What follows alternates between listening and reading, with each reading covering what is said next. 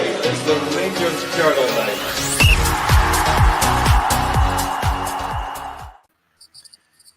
Evening, everybody, and welcome to the Rangers Journal podcast. I'm your host, Scott Mackay, and I'm delighted to be joined by my two mates, Doug and Mitch. Doug, I'll come to you first. How you doing, pal?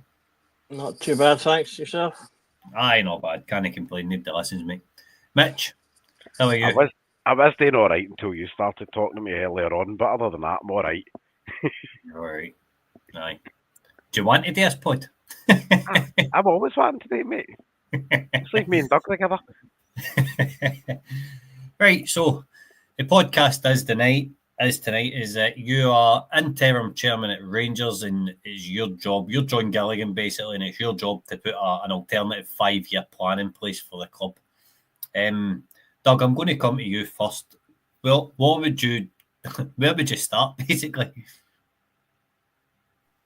Well, step one, I'll definitely be setting my wages on a tracker with Doncaster, so make sure I'm getting paid for my efforts. But no, on a serious note, I think there's so much to do that, like say you would need to sit and sort of take the stock of where the club is, what's going on, what needs doing, and then sort of prioritize those things. And set them up into if it were me, I'd be doing a sort of a 2-step plan, 5 years and 10 years with the things opening out. But we're just going to focus on the 5 years. So I've got a wee slide of my sort of thoughts, and they are in order of importance, mostly as well. So I mean, the first and foremost thing is organisational stability. The club has so many positions open, and they're important positions. So the chairman and CEO positions must be filled, and they must be filled as soon as possible. Because, as I say, these people are going to be the people that are going to be putting this vision forward and taking the club forward. So if I'm put in position as chairman, then the CEO would be my primary goal, and getting that sorted as soon as possible. That can take time, obviously, with notice periods and things like that, but as I say, it would be my absolute priority to get that person in, and get them in place and going and talking about, right, where are we going with the club, and then looking at the other key positions. So things like we've talked about, head of academy, looking at, do we want a sporting director to support Coppin with the work that he's doing, and looking at those kind of things. If I'm sitting from a chairman point of view, I'm looking at a business person for that CEO, and then I probably would be putting in a sporting director to be the kind of the footballing side of things, and have them, as I say, then operating together. And then as chairman, I'm then stepping back and letting them run the club, because I said this last night, whoever the chairman is, that person has to have the faith in their CEO to run the club, otherwise they shouldn't be employing them in the first place. So step one, that's the first thing I'm doing, is getting the organisational side, getting the people in place, so that then I can then sit down with that group of people and say to them, right, let's put together the vision for Rangers Football Club over the next 5 to 10 years. Okay, so for me, that's step one. Do you want me to stop at step one just now, or? Aye, we'll stop there and I'll ask Mitch about it. It's quite... can you keep the slide up for me? It's quite interesting, actually, that organisational stability is probably the start of it. Basically, Mitch, what's your thoughts? Would you start at the same place, or would you start somewhere else? I actually would, and I think Doug's kind of hit the nail on the head of, we've spent the last, let's call it calendar year roughly, in a constant period of flux with it at the boardroom level, in the upstairs of the club, with Bisgrove moving on, chairman's playing a game of hot potato, albeit the last change was health related, so we take that as the anomaly to the side. But I think as well, for me, the chairman for myself actually has to be somebody that's not afraid to step out and speak to media and fans, not just on a pre-taped, club TV recording. It's got to be somebody that's willing to come out and have, pardon the expression, but have the stones to come out and speak to fans through mainstream media, because that is still where the bulk of fans will consume the content from, and say, here is the action plan. Here is what my ambition for the club looks like for the next 5 years. You know, even detail it more granularly of 1 year, 3 year, 5 year. That's my goal as chairman. And come year 5, we'll obviously evaluate and change goals as we go. What we can't have is a chairman that comes in for a cup of coffee and dips out again. We've got to have a chairman and a CEO that all buy in to this project, whether that be looking at it almost from a mechanical level of a building project. This project is going from foundations to the house has been built to be sold. You know, tell me what you're going to do as project manager for that 5 years. If you're not going to stay after the 5 years, then great, cool, we can get the succession plan organised after. But tell me what the next 5 years looks like. And over that 5 year period, unless you're absolutely horrific at your job, you're not going anywhere. Same with the CEO. And I think that stability up top breeds stability in the stands. You know, knowing that, but I do agree. I don't necessarily think a director of football is so important, but I think the sporting director is more important than a director of football. I think in today's kind of footballing world, I do think your sporting director probably brings more to the table than a director of football. That's a fair point. Doug, see in the organisational stability, see when you made this up, did you think that it's important for the person putting all this in place to be a football-minded person? See what Graham Souness says a couple of months ago, it's really stuck with me, in the sense of Rangers don't have anybody on the board that... Obviously, we've got John Gilligan just now, right? John Gilligan was a fan of the club, but there's not any ex-pros. Like, remember when Mark Allen was at the club, we had the likes of Peter Lovenkrands, Kevin Thompson, Gregory Vignal, we had all these guys in the youth setup, and there was football-minded folk on the board. Do you think that person should be of that ilk that's setting all this up? Not necessarily, because I think it's more important that the football people are in the slightly lower levels, right? Okay. That are making the direct decisions and making the or who I think should be making the direct decisions. By all means, like, you can have people that are there for advisory purposes, but for me, you know, the board in terms of the chairman and those kind of people, they're the sort of the custodians. You know, they're the owners, they're the investors. You know, they're not necessarily the people that should be, I should say, making the day-to-day decisions about running the club. That, to me, is not what they're for. That's what the CEO and his team is for.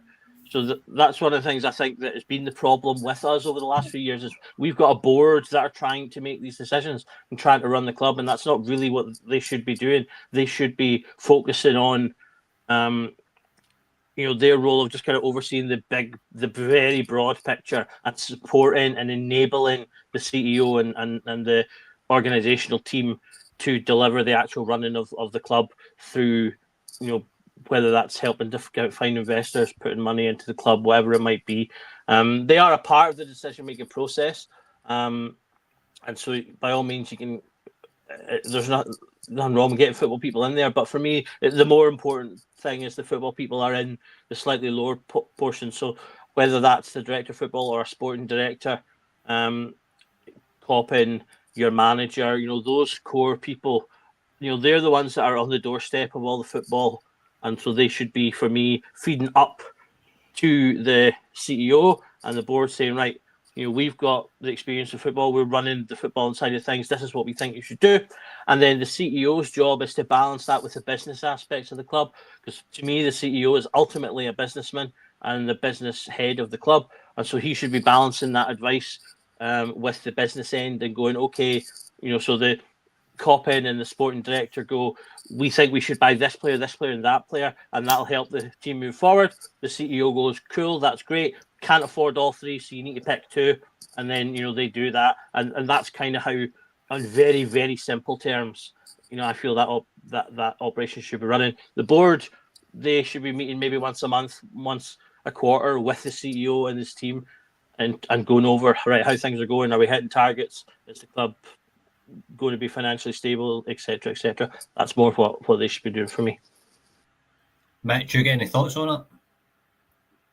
I've got a few that kind of echo Doug, and I think my train of thought regarding, we'll call them club legends or players of yesterday being involved in the club, I tend to agree with Doug that it's so important that they're boots on the ground in the club as opposed to boots on the board.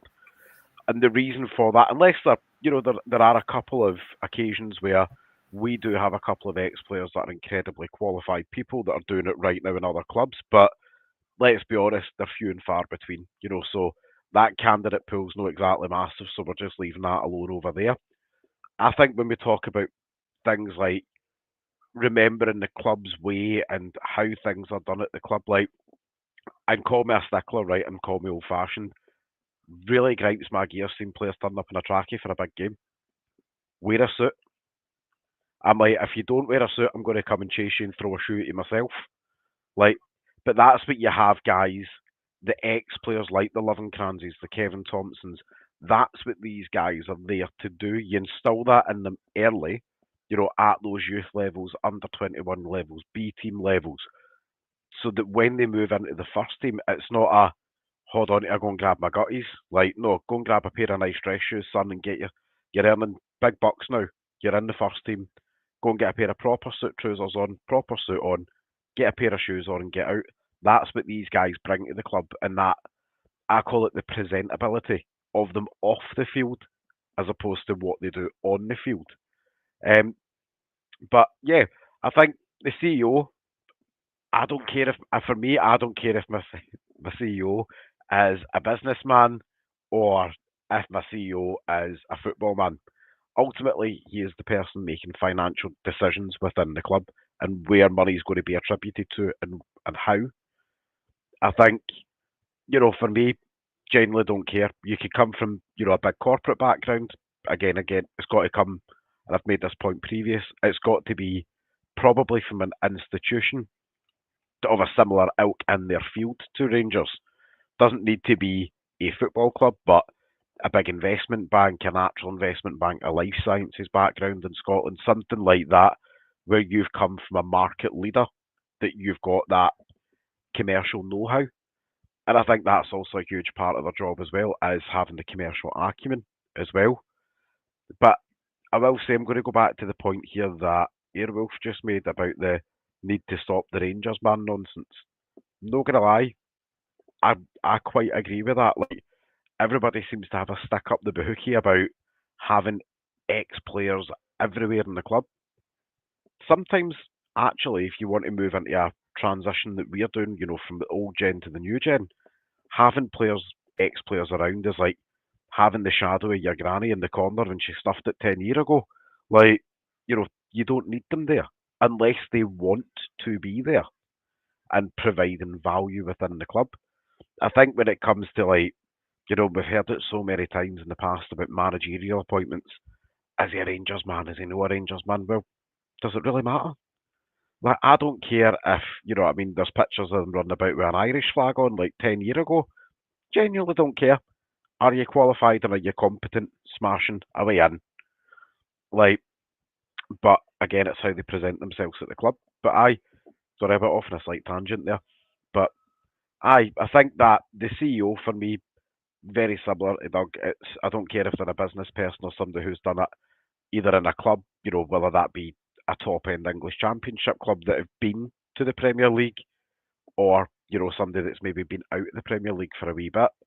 And the chairman for me should be the captain of the ship. Doug, do you want to talk us through point 2 of your plan? Yeah, so basically point 2, I've called it delivering the transfer model, but it's kind of basically just sorting things out in the pitch as a whole. Once the club behind the scenes is sorted, they'll then start to do all of their work, various things that will feed into basically everything else in this plan. And the second most important thing after we're organisationally stable is to get us back to winning ways on the pitch. And one of the ways that we'll do that is by finally getting this transfer model that we've been talking about for what feels like years now, actually working and going. I think we've made a good start this season. For all the naysaying and the fact that they're not playing so well, I do think we do have assets in the team now, better placed than what we had last year. We did have a lot of older players that were only on the trajectory downwards. Players that were, injury issues and things like that. We've gotten rid of a lot of them. We've brought in younger players with a better footprint, a better trajectory. So we've got the potential now to start that rolling. And we may need to be patient. It's not going to be a case of selling everyone for 20, 25 million. Some of them might be 5 million sales, 6 million sales, 3 million sales, as long as it's more money. And when I say more, I want to see ideally towards double and above what we've paid for them. Excuse me. Then we're starting to make progress, and you build towards that. We touched on last night how it doesn't necessarily take much for a player to catch fire and catch people's imaginations, and suddenly his valuation jumps by 10 million. Calvin Bassey, we sold for 20 plus million on the back of what was basically, a run of European games. So like 6 games, exactly, a couple of months worth. And so, that can happen again. We've got what I think is a really good footing in Europe now. We're a well-performing European team. We get into, when we're playing at Europa League level, we tend to be at that point of, qualifying and beyond. Whereas, before we were looking to just get out of groups. Now I think getting out of the group should be a minimum for us at this stage now, I think, now that we've kind of got that over a couple of years. With the ultimate goal, obviously, so to get ourselves back in the Champions League. But to get back in the Champions League, you have to win the domestic league, and this will be part of that. Once you get that, those sales starting to grow, you start to slowly bring in a bit more money. You start to be able to buy a bit more players, but better players. The team improves, and you start winning. We need to keep looking at the balance of today and the future. So I know it can feel frustrating at times when we buy players that don't seem to necessarily be doing anything good. So I think the current examples are Nsiala and Egeman, who I think a lot of people are kind of concerned that we've paid reasonable amounts for these players. And I mean, in Nsiala's place, he's not featured at all.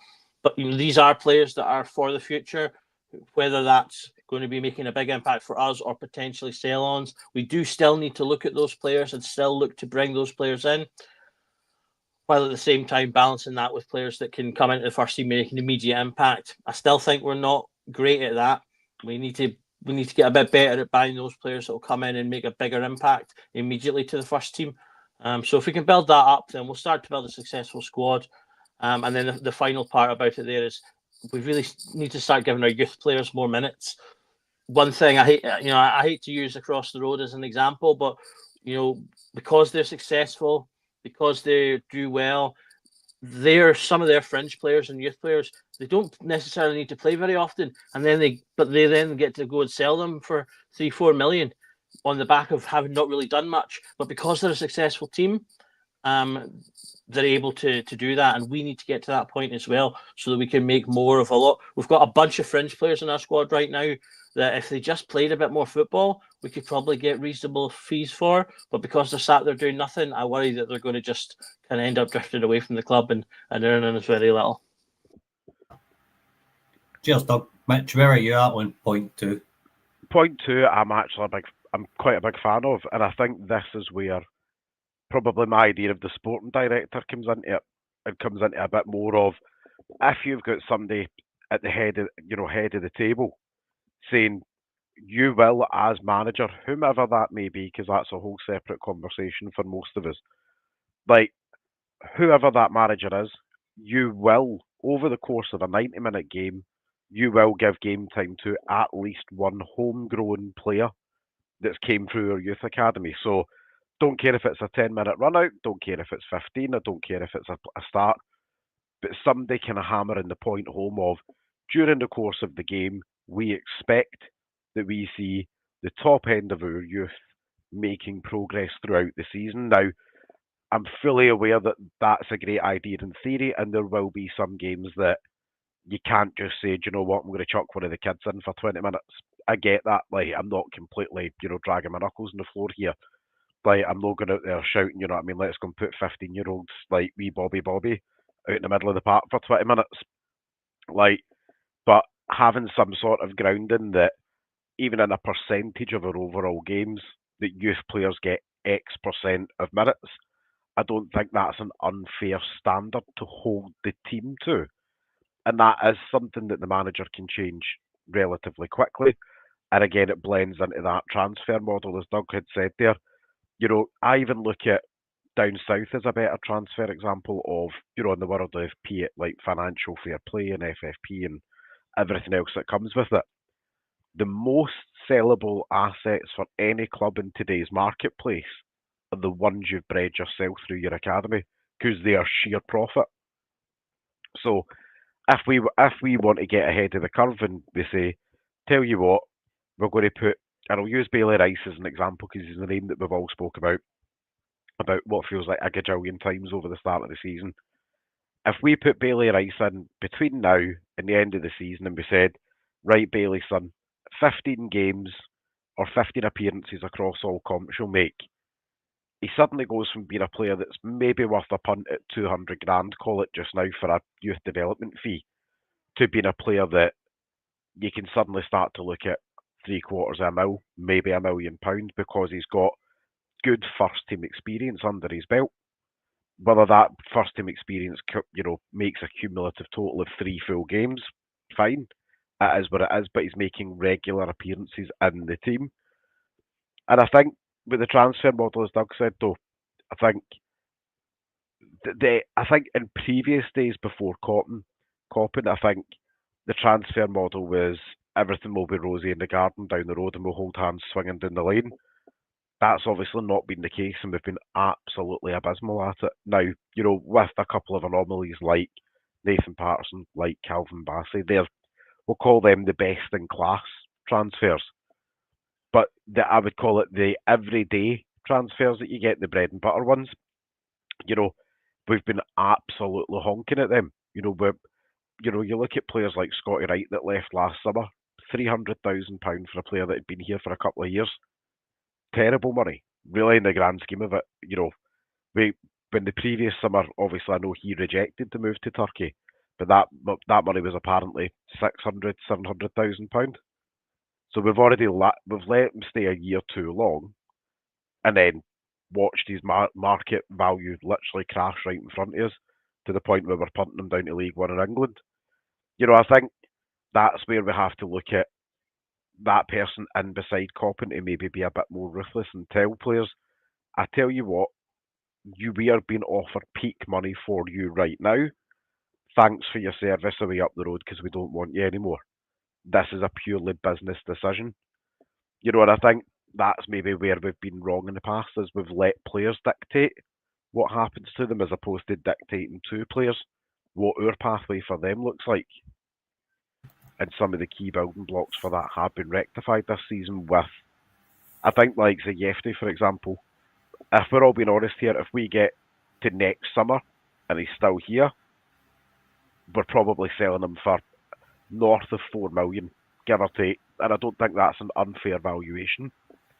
And I used the example, obviously, privately away from the pod the other week there, and, half the team looked at me like I was a lunatic when I said, if Raskin keeps going the way that he's going right now, he'll be the next one that'll go for £8 or £9 million.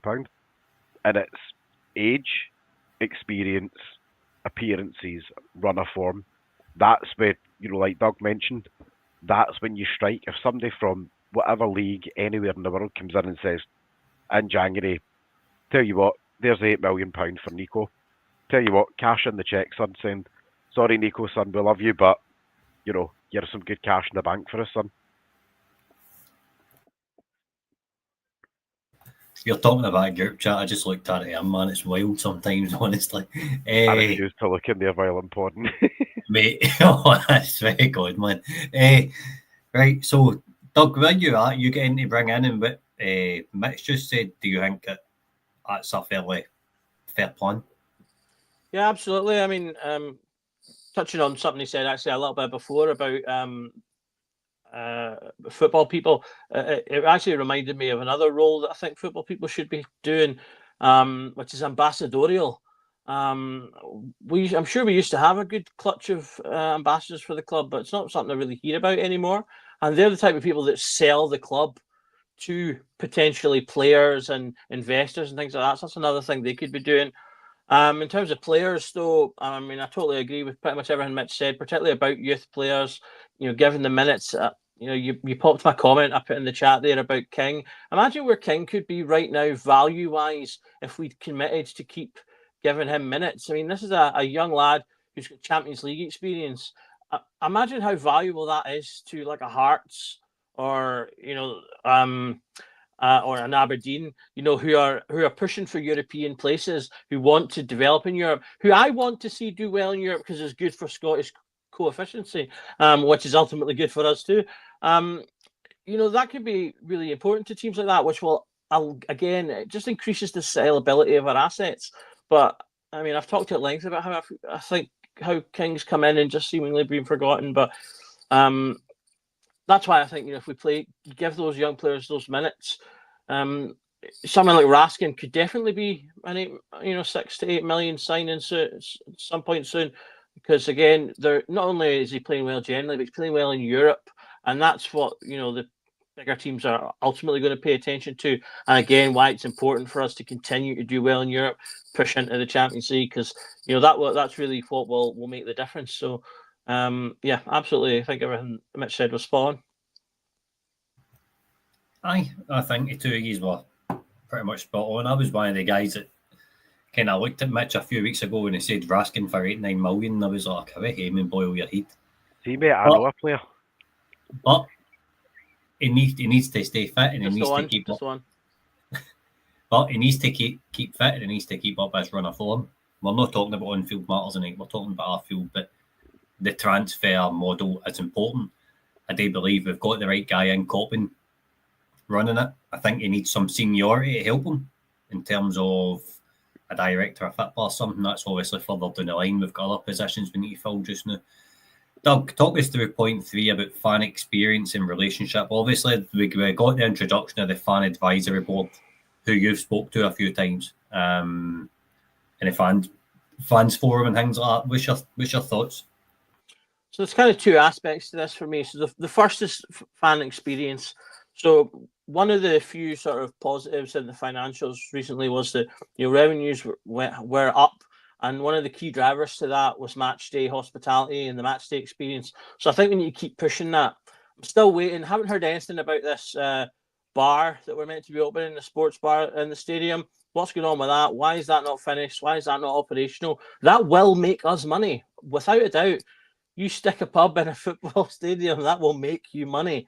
And again, especially, you're going to drive that through, again, being in Europe and high-profile games, finals, and things like that. So, again, I think it's a great idea to have the pub and to make that use of that space. But where is it? So, get that done, get that sorted. And then, again, going back to once you've got the organisational stability in place, they can go and push things like the hospitality and other revenue streams, which I'll touch on when we get to point 5. But that's one thing. They can serve behind the bar. Well, you could have ex-players in the bar. I mean, they do that when they have the fan days and the what's the word I'm looking for? When they have the fan thingies. Fan experiences. What's the word? The thing that we weren't going to get the license from the council for. And they have stuff outside the stadium. Scotty Arfield wanted a bar over there. Give it to him at the end of the season. But yeah, I mean, you could have players in there doing talks and going about chatting, whatever you'd like. And again, you get people in doing that, and again, that helps to drive that experience and get people to the stadium, enjoying it and being there. That was part of the reason, for Edmiston House, is we want to give fans a reason to be at Ibrox and on the campus for more than just the time of the match. You want them there a bit before and a bit after, spending a little bit more money. So, that all feeds into that. The second part is the relationship with fans. So Mitch touched on this a little bit earlier when he talked about the Having a chairman that's not afraid to come out and talk to fans about issues, and not just necessarily in little polished videos, but sometimes just come out and talk. The relationship with the fans is sadly significantly damaged right now. Many fans do not trust the club anymore, and in particular don't trust the board. And they're going to have to work to build that back. It's been eroded over the last few years, and it will take a few years to rebuild. And that's going to be done with honest communication, by having people in the organisation who are not afraid to just step up and front up and talk to the fans like adults and say, look, this is the situation, this is what's happening, this is what's doing, whether it's good news or bad news. I'm a firm believer that people, even if they disagree with something you tell them, or it upsets them, or they're angry, if you're honest and you deliver it properly, they can ultimately still respect you for whatever decisions you've made, if they can see what's happening and understand why you've got there. One of the reasons fans are so furious and disillusioned is because there's zero communication. They've no idea what's happening, who's making decisions, why they're making decisions, and what direction the club's going in. So there's nothing to respect, there's nothing to believe in, and that's something they really need to focus on building. Whoever the new chairman is, it's going to have a big. That will in fact be the new chairman's biggest job. Will be to rebuild that connectivity with fans. And step two, obviously getting a successful team. That'll go a long way as well. Fans are very forgiving. If you've got 3 trophies in front of you at the end of the season, you can forgive a lot of things. Fans would half have not batted an eyelid at the whole Ibrox stuff if we'd won a treble the year before, because they'd be in a much better mood. So, the 5 years is going to have to be spent by the new chairman forging that relationship and building trust with the fans, so that then when they do have difficult decisions, or maybe they do sell, say, a favourite player, like if we sell Kent at the height of his powers just after Europe, a lot of fans would be upset by that or disappointed. But if you've got someone going, he's a great player, we'd love to keep him, but we got 20 million we were offered, we couldn't turn it down, and here's what we've got planned for that. We're going to go out and buy some new great players for you to love after. So, if they can build that relationship, then there's just so much that they can gain from that. And that, again, will help to fill the coffers, because fans will start buying things. You see it on Twitter all the time. I'm not buying anything else until this board is gone, etc. None of that will be there if they rebuild that relationship. Fans will buy the 101 kits they release, sponsor on the shirt front or not. They'll buy them, and they'll come back and keep buying them, because that love will be fully rekindled. Mitch, where you at on point number 3, mate? I think it's important that somebody does kind of bridge the current growing gap, I think, between the upstairs and the stands. I think probably the best way to put it is we need somebody that makes us all feel less scunnered. Because I think that's how, if we're using a word that sums up how most of us have felt the last 18 months, feels like the most apt one that I can use without getting us banned. Scunnered is probably the best way to feel it. I feel like now nobody's saying we need somebody for the boardroom to come down there and hold our hand and tell us that everything's lovely and give us a kiss on the cheek coming into the stadium. But give us things for things to be involved in and bring that community aspect back to the club again, something that I think probably the last 18 months we've fallen away from.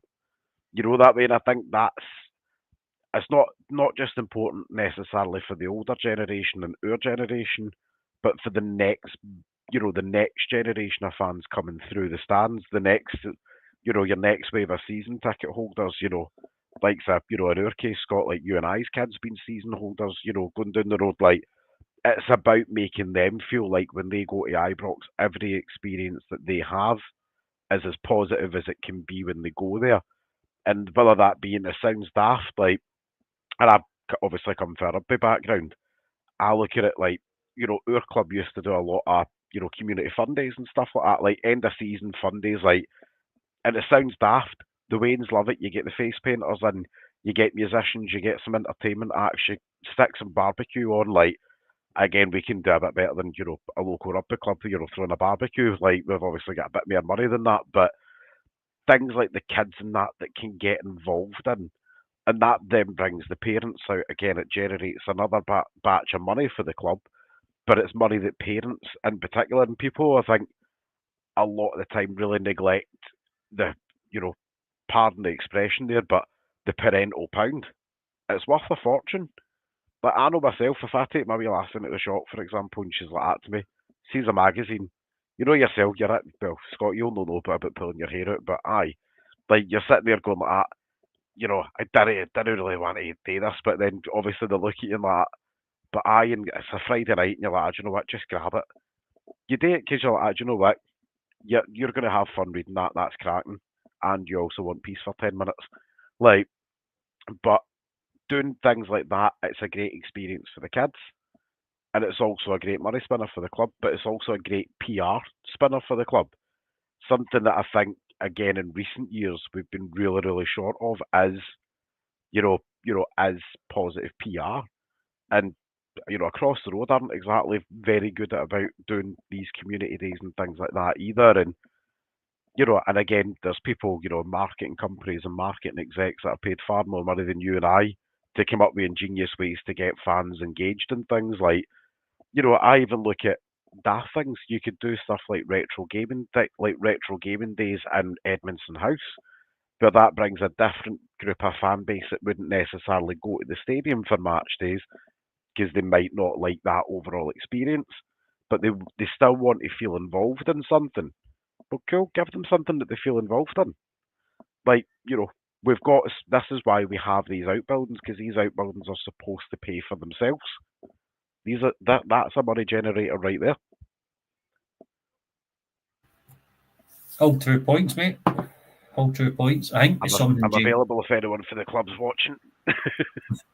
I think it's something that James Bisgrove done really well, was maximising our revenue stream. I think he done it really, really well.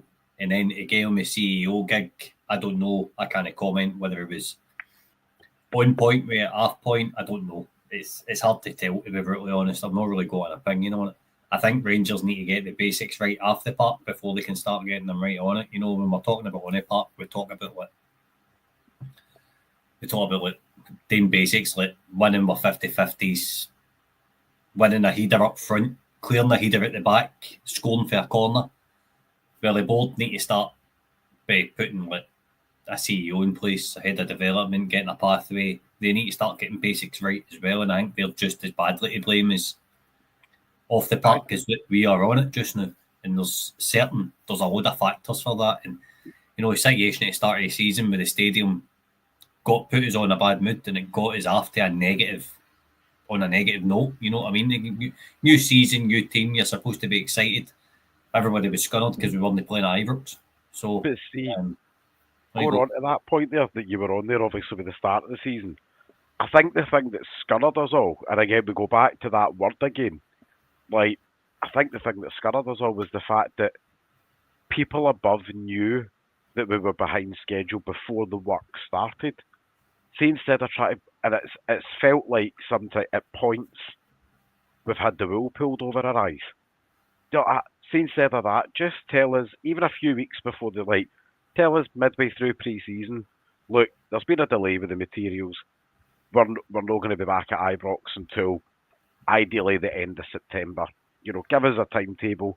But again, it goes back to what we were talking about, a chairman and CEO being man enough and being grown enough to come and speak to people. To come and speak to people there and actually just be honest. In a presser and just say, look, here is what happens. And sometimes what I'm going to have to tell you isn't pretty, but I'm going to tell you about it, and that way you're not finding out about it, 10 minutes after it's already happened. You're finding out about it now. Aye, definitely, mate. Definitely.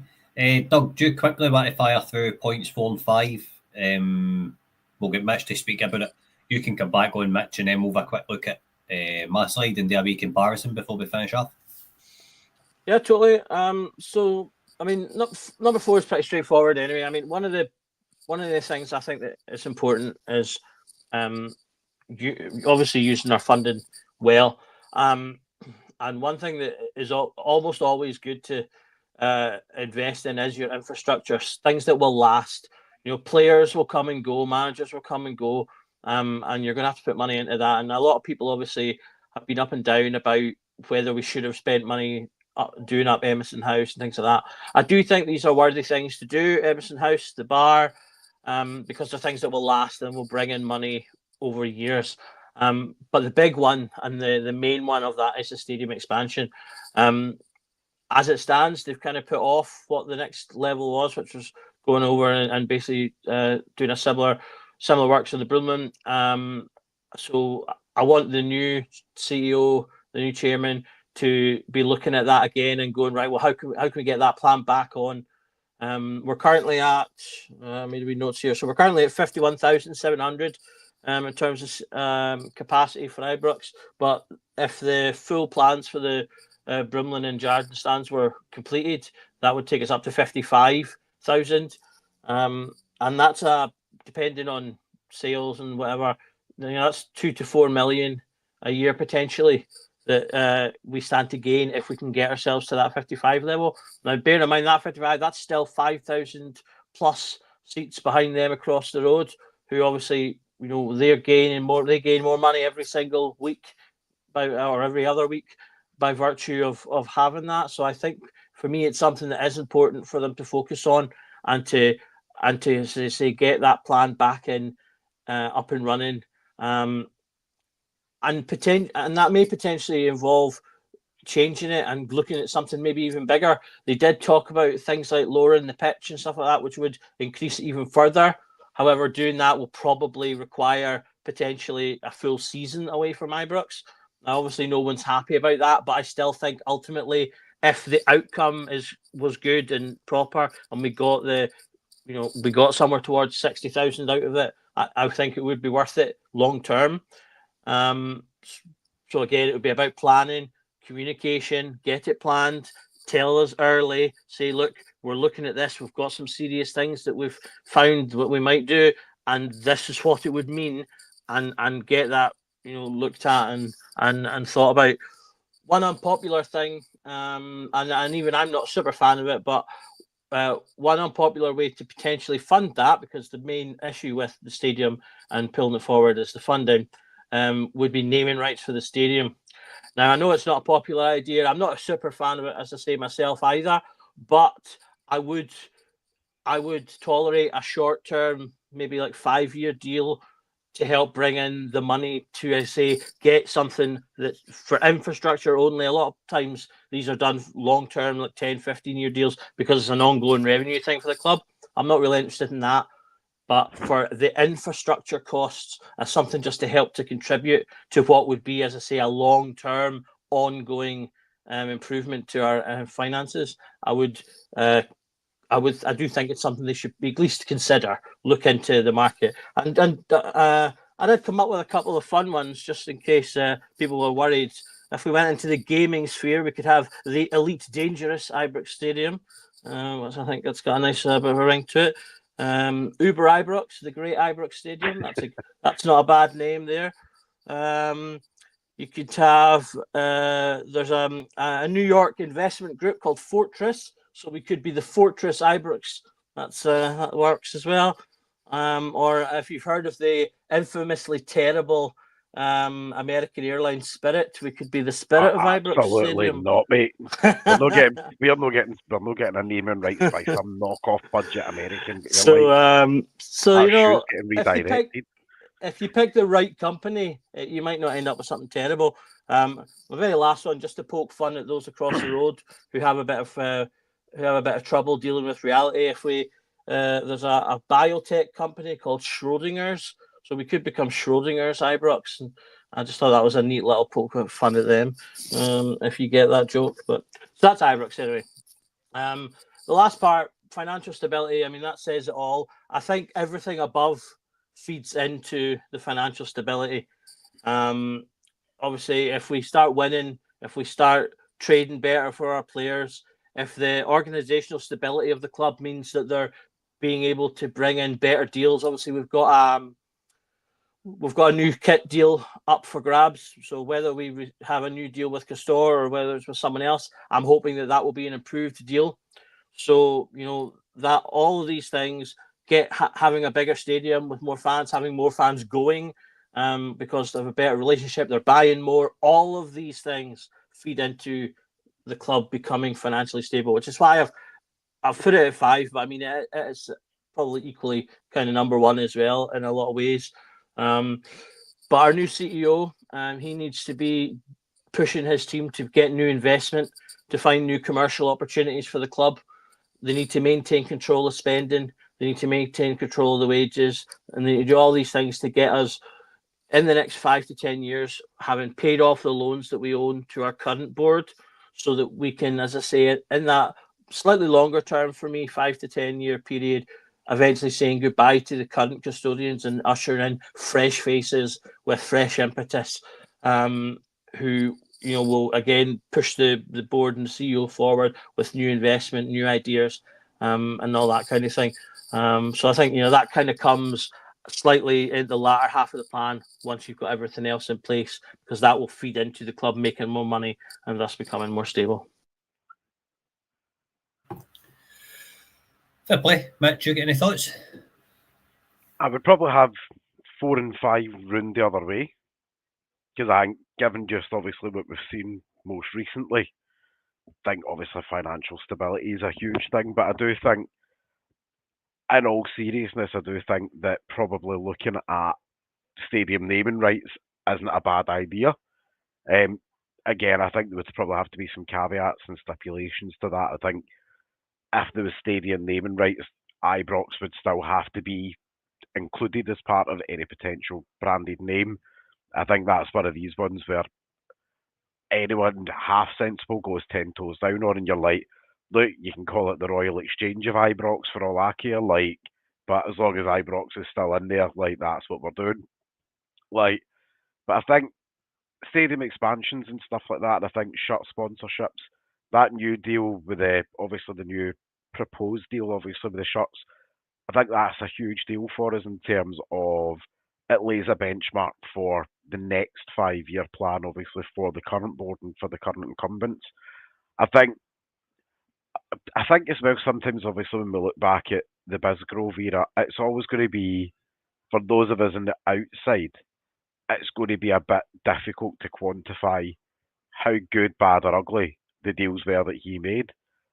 Everything that we're hearing now is, record food vendor sponsorships, record this, record partnership here. And you're like, I think what a lot of us all forget was the time frame when James Bisgrove came to the club. We weren't exactly in the healthiest of positions then. The pandemic came. So anything that came off the back of those deals was always going to be better than it was put in place, for the deals that were already existing at the moment. And that's just down to financial climate of the world. That we're no longer locked in a house anymore, which is great. Don't get me wrong, sometimes we want to be, but, that's a different thing. But as I say, I think it's just having that sharpness and focus, I think, when it comes to the financial stability, pushes that above stadium expansions for me.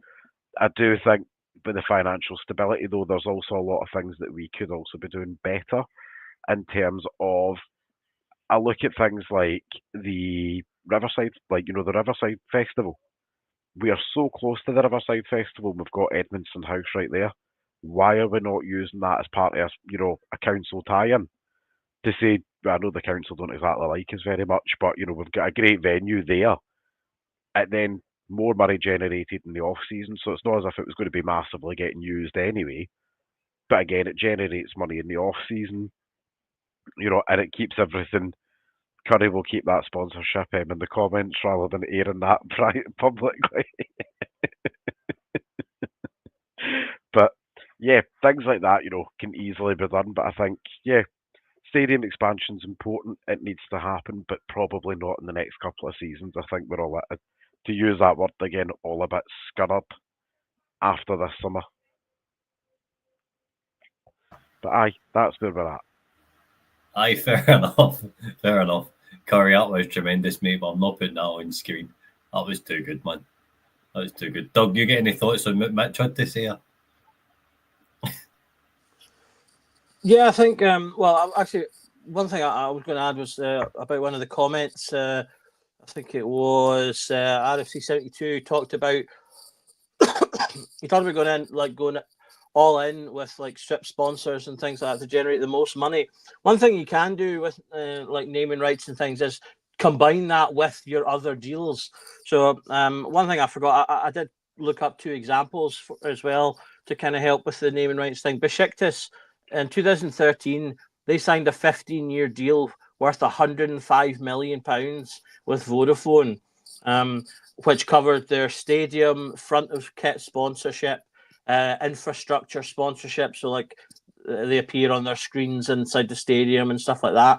And obviously in their programs and all that kind of stuff. So, I mean, you could look at an all-encompassing deal that bumps up the price as well. Again, I personally wouldn't be looking for something as long as 15 years, but again, you know, you could get more money out of something if you find a company that wants to go all in with the club and forge a really strong relationship. So you can build money there. Fenerbahce, they get $7 million a year out of their naming right deal. I picked those two just because, you know, to me they're kind of similar kind of clubs in terms of size within their country, and they've got similar size stadiums. I feel like similar sized exposures in terms of on the European stage. I would argue we've got bigger exposure worldwide, and so those are the types of deals I think we could sign potentially. And so again, a 5-year deal for maybe somewhere in the tens, maybe 20, 30, 40 million for 5 years of naming rights just to get the stadium thing done and sorted. That to me could be a reasonable thing to do. And then, you know, it's only 5 years. Fans will still call it Ibrox regardless anyway. And then, you know, 5 years down the road, you're done and dusted, but you've got now a 60-seat stadium.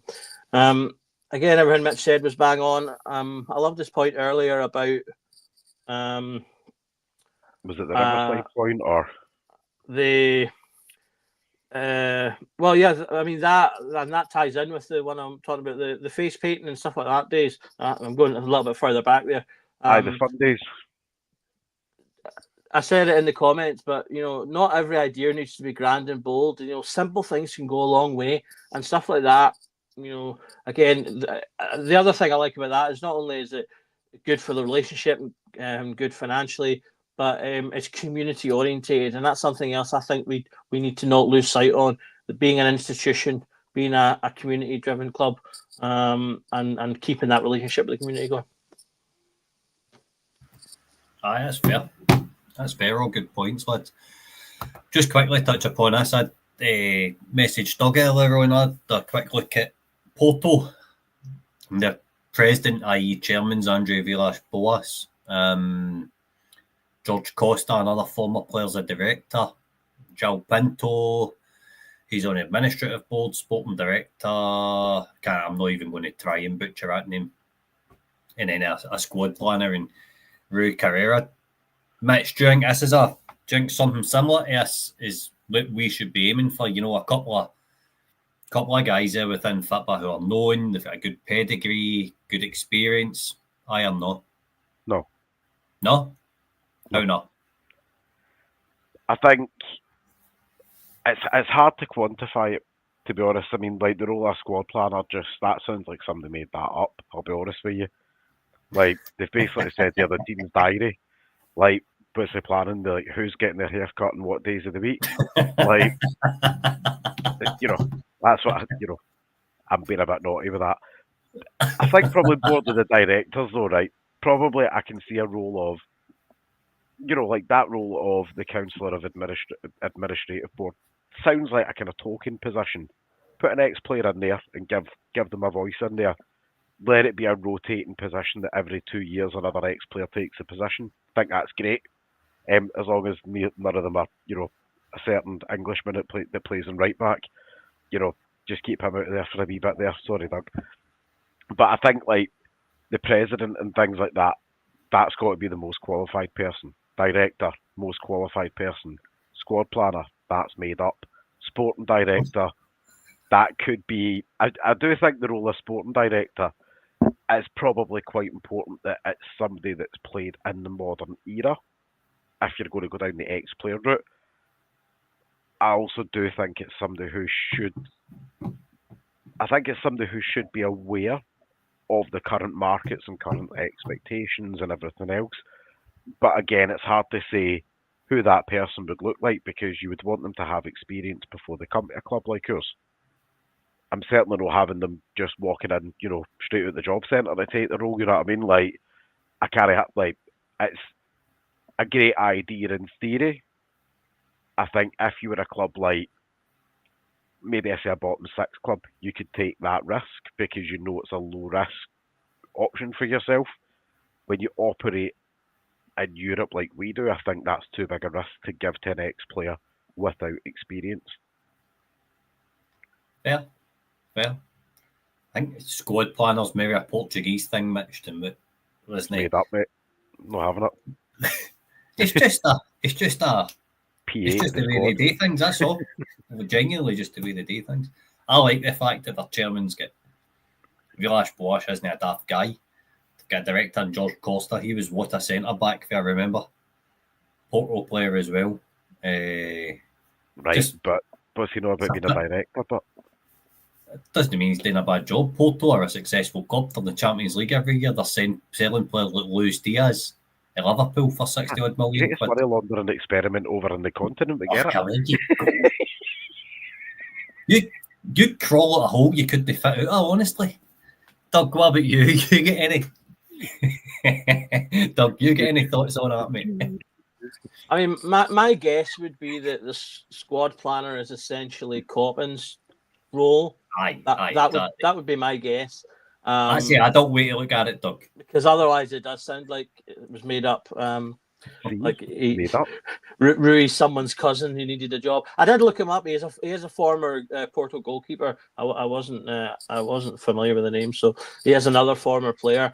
I mean, obviously you're looking at that. It's full of former players, people at the club. So they're very much gone, and that's very common in the continent that former players move into club positions afterwards. You see it all the time. You look at Ajax; they've got lots of their former players who have been in and about their boards, and Barcelona, various other teams. So, excuse me, there must be something to it. It would just be the case of picking the right players. There's plenty of footballers that go on to do business jobs afterwards, whether that's a lot of players move into things like renting properties and kind of business type roles like that. So I'm sure there'll be a few of them. I mean, Neil McCann, he does agent work and some other stuff within a business now. There will be. He's a guy that speaks. He sounds like Neil McCann speaks very well when he's on television. He sounds like someone that probably does have a decent brain on him. So I'm sure there must be other players like that are capable. We do have some. I mean, I forget if he's still there, but Jonathan Johansson worked for the club for ages, albeit that was a footballing role, but still. So there must be those players out there that could do it. I'd imagine a fair few of our Dutch players probably could take on business roles. So it's something that we should definitely look at. But again, as with any position, it's just about appointing the right person. As long as they've got the skills for the job, then I'm all for it. Definitely, lads. Well, thank you for the night. Mitch, cheers for coming on. Always a pleasure. Aye. You doing a Q&A with me tomorrow night? Don't know, mate. I'll come back to you. Let me consult my squad planner. You know you want it. There you go. Doug, cheers for all your hard work on the slides and your input tonight, mate. No problem. A pleasure as always. Right, everybody. I'm about to record a scouting video on SPFL pre-contract potential signings Rangers could look at. Please hit a like and subscribe button. It costs you absolutely nothing. Hit a wee bell button as well. You'll get your notifications to know that when we're going to come on and etc., etc. Leave a comment in the algorithm after the pod stopped. Leave a comment in the comments, after the pod stops. It helps the pod on the algorithm. We might be back tomorrow night at 9 o'clock. We might not be. If not, we'll definitely see you Friday at 12 o'clock for the Rangers news. And apart from that, enjoy the rest of your evening. And remember, every night is Rangers Journal night.